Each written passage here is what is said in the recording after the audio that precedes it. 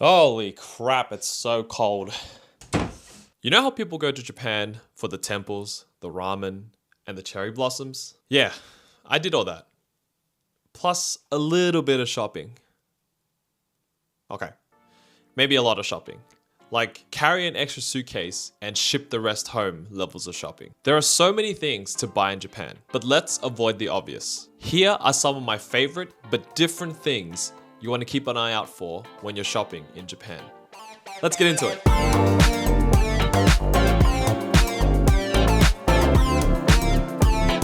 Let's start with GU, which is like the younger sister of Uniqlo. Now, I like Uniqlo, but GU just hits different. Where Uniqlo it's all about basics and oversized comfort fits, GU adds a little more spice. Clean silhouettes, more trend forward but timeless cuts, and prices that make you say, maybe I'll get that in that color too. The cuts, tailored but relaxed. The price, college budget friendly. The quality, surprisingly durable. Pick up garments that are perfect for travel, capsule wardrobes, or pretending you're an off-duty architect. Next is WEGO. If GU is your curated closet, WEGO is your wild fashion playground. Imagine a closet shared by a K-pop star, an influencer in Harajuku, and someone who lives in oversized everything. That's WEGO. It's street style, fashion forward, a little loud, very oversized, and full of pieces that make you say, can I pull this off? And the answer is, probably. And even if not, the confidence you feel wearing it makes up for it. Think oversized jackets, wide leg pants, cute and chunky accessories, plaid skirts, and bags with chains. And the kicker, everything is super affordable, so you can experiment without the guilt of spending your rent money. Let me paint you a picture. You're in Japan and you're walking 20,000 steps a day. Your feet screaming, and your mind regretting that stylish but stiff shoe choice. Now enter New Balance 574s. These shoes are comfort, like walking on air, hug your arches, grammar approved comfort. Also, plot twist, they're cheaper in Japan, at least compared to here in Australia, especially the 574s or the 550s. And you'll find a colorway among the vast options that will suit your style. Your feet deserve the love and will thank you, especially after all the temple runs and the convenience store raids. Man, those family chickies, bro, they got me good. I had like at least 3 or 4 of them a day. Now, let's talk about Kuoe. I think it's pronounced Kuoe. It's a micro brand based in Kyoto that makes watches so elegant and so beautiful. There's a timepiece out there for everyone, and Kuoe takes a good stab at it with their collection. Eye-catching and yet subtle.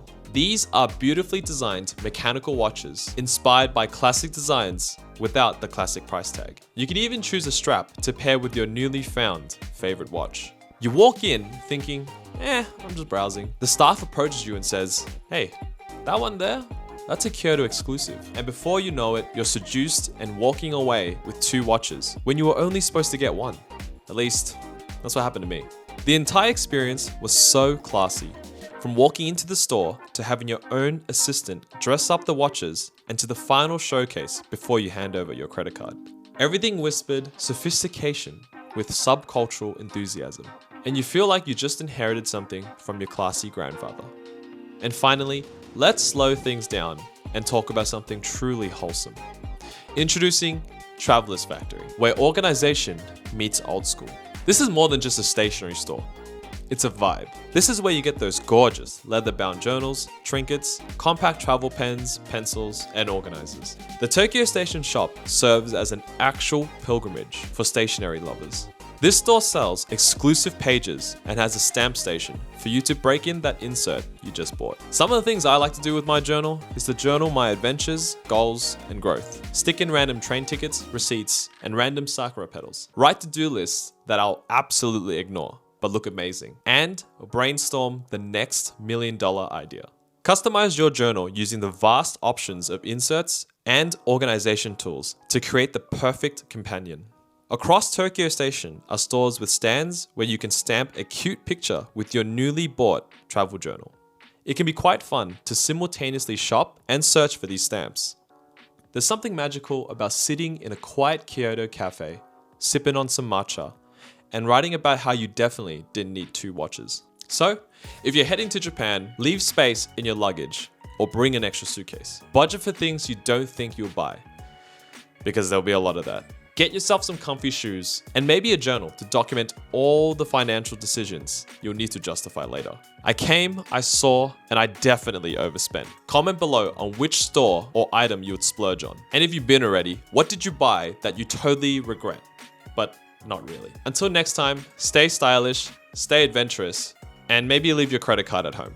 And most of all, enjoy your trip to Japan. All right, that's it for this one.